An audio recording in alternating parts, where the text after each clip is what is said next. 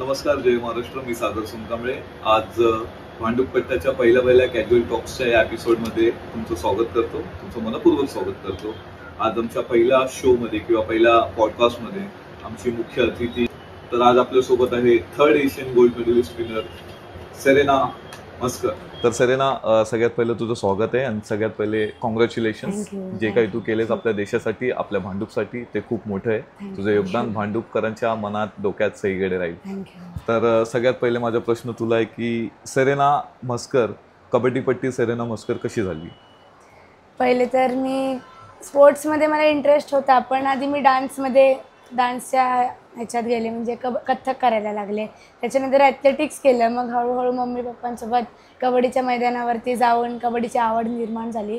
मग मी 7th स्टँडर्डपासून कबड्डी खेळायला सुरुवात केली. तुला कबड्डीची पहिली आवड किंवा असं तुला कधी वाटलं की मला कबड्डी खेळायचं आहे किंवा मग ह्या क्षेत्रात माझं करिअर करू शकते?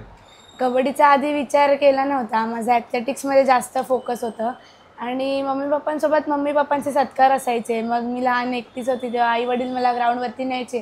मग खेळाडूंना कबड्डी खेळताना बघून मलाही माझ्या आतमध्ये ऊर्जा निर्माण झाली की मलाही अशी कबड्डी खेळायची आहे आणि मग आवड. सो कबड्डीच्या क्षेत्रात तुझे रोल मॉडेल कोण आहेत? माझी आईच, मेघाली कोरगावकर मस्कर. अच्छा, त्या खूप मोठ्या खेळाडूपट्टी वगैरे. माझी आई पण आंतरराष्ट्रीय कबड्डी खेळाडू आहे, एशियन गोल्ड मेडलिस्ट आहे, भारताची उपकर्णधार होती आणि तिने 12 सिनियर नॅशनल्स खेळली आहे. माझी आई माझ्यासाठी एक कॉम्पिटिटर पण आहे. ओके. तर जेव्हा तुला फर्स्ट टाइम किंवा पहिल्यांदा असं कळलं की मी आता भारताला रिप्रेझेंट करणार आहे, तेव्हा तुला कसं वाटलं?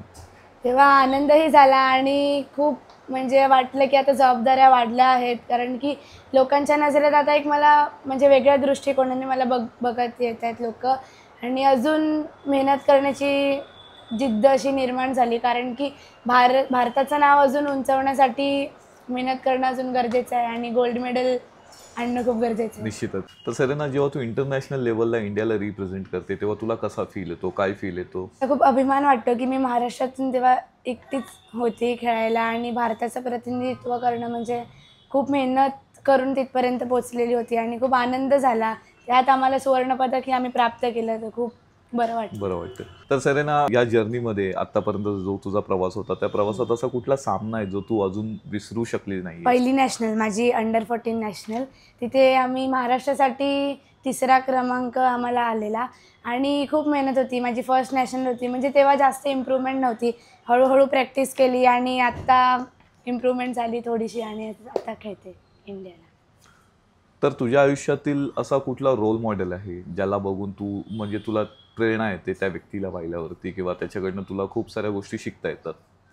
माझी आईच, मेघाली कोरगावकर मस्कर. ती आंतरराष्ट्रीय कबड्डी खेळाडू आहे, एशियन गोल्ड मेडलिस्ट आहे. तिला आपल्या महाराष्ट्राचा शिवछत्रपती पुरस्कार मिळाला आहे आणि मी अख्ख्या महाराष्ट्रातून ऐकलं आहे कबड्डी क्षेत्रातून की माझी आई खूप उत्कृष्ट खेळायची आणि जेव्हा ती रेड मारायची वगैरे सगळे घाबरायचे की आत्ता मेघाली आली करून आणि आत्ता मी संपलो असं म्हणायचे मला.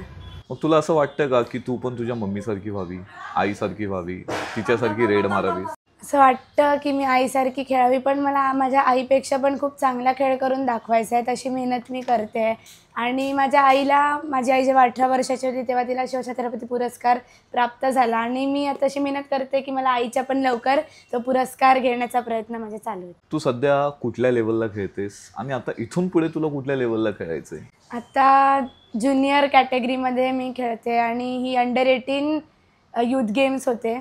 तर पुढे सिनियरला मला जेव्हा इंडियाचे जेव्हा कॅम्प्स होतील, टुर्नामेंट्स होतील, एशियन चॅम्पियनशिप किंवा वर्ल्ड कप, त्याच्यासाठी माझी मेहनत चालू आहे. आणि जेव्हा 2036मध्ये ऑलिम्पिक्स फर्स्ट टाईम तेव्हा कबड्डी ऑलिम्पिक्समध्ये भाग घेईल, त्या इंडियाच्या टीममध्ये मला रिप्रेझेंट करायचं. So great. सो तुझं असं स्वप्न आहे की तुला ऑलिम्पिकमध्ये इंडियाला रिप्रेझेंट करायचं इन 2036 पर्यंत?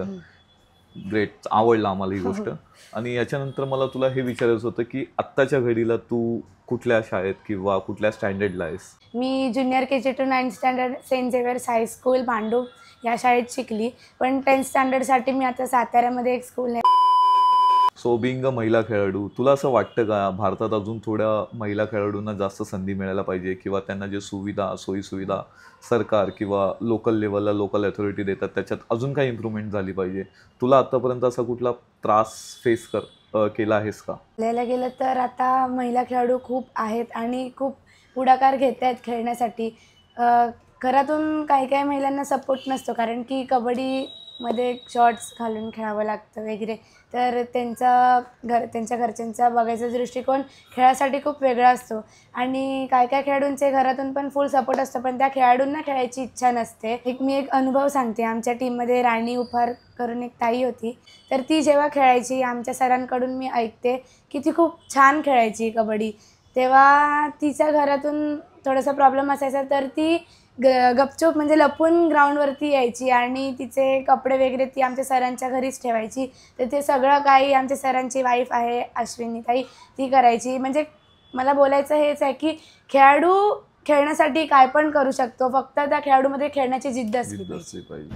तर मग मला तुला अजून एक प्रश्न विचारायचा होता. जसं की क्रीडा झालं म्हणजे जो स्पोर्ट्स आणि तुझं आताचं सध्याच्या घडीला जे शिक्षण चालू आहे, एज्युकेशन चालू आहे, त्या दोघांचा समतोल, त्या दोघांचा बॅलन्स तू कसा राखते? एक खेळाडू म्हणून सगळं इक्वली बॅलन्स ठेवणं खूप गरजेचं आहे.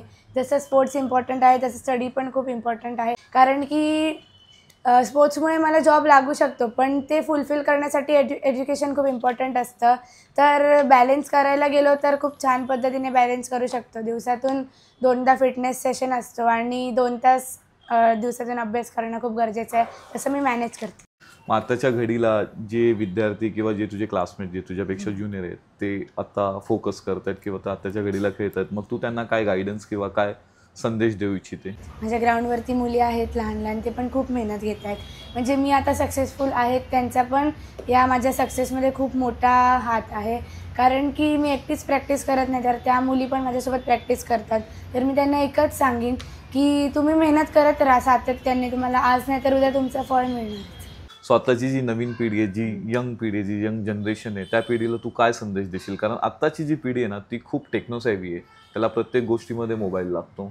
आज जेव्हा आम्ही ग्राउंडवरती किंवा आम्ही जेव्हा लहान होतो तेव्हा आम्हाला आमचा जास्तीत जास्त वेळ ग्राउंडवरती खेळण्यासाठी म्हणजे आवडायचं. पण आत्ताच्या पिढीला तसं वाटत नाही. आत्ताची पिढी प्रत्येक गेम हा फक्त मोबाईलमध्ये खेळते. तर तुला काय वाटतं त्याबद्दल? सोशल मीडिया म्हणजे मोबाईल फोन्स आणि सोशल मीडिया यूज करणं चुकीची गोष्ट नाही आहे. जर आपण एक सोशल मीडिया प्लॅटफॉर्मवरती जर आपलं अकाउंट वगैरे आहे तर ते चांगल्या गोष्टीसाठी यूज करणं ते आपल्या हातात असतं. कारण की आता मी बघते खूप जण गेमिंग मोबाईल गेम्सवरती जास्त फोकस करतात. तर त्यांना एकच सांगेन की ग्राउंडवरती जे गेम्स आहेत त्यात पण खूप आपल्याला ते बेनिफिशियल असतात आपल्याला फिजिकली मेंटली. म्हणजे इन शॉर्ट तुला असंच बोलायचं आहे की जेवढा घाम जेवढा एफर्ट आपण सोशल मीडियाच्या प्लॅटफॉर्मवरती टाकतोय तो एफर्ट तिकडे न टाकता आपण ग्राउंडवरती पॉडकास्टच्या माध्यमातून आपले जे व्ह्यूअर्स आहेत त्यांना मार्गदर्शन केलं आणि जे तुझ्या देशासाठी, आपल्या मुंबईसाठी, आपल्या भांडूपसाठी, आपल्या महाराष्ट्रासाठी जे काय मिळवलेलं आहे त्याबद्दल तुझं खूप खूप अभिनंदन.